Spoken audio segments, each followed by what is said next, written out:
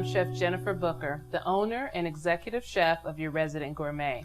Today I'm going to show you how to make shrimp saute. The ingredients are garlic powder, black pepper, salt, peeled and deveined shrimp, and olive oil, which we'll add to our hot saute pan. We'll get it nice and hot, then we'll add our shrimp.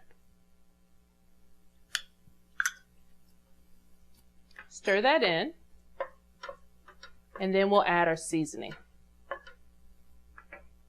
We'll start with our garlic powder. Also add black pepper and our salt, and stir that in until the shrimp is nice and pink.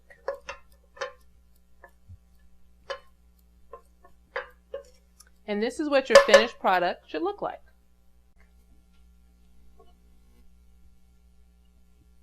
I'm Chef Jennifer Booker, your resident gourmet, and this is how you make shrimp saute.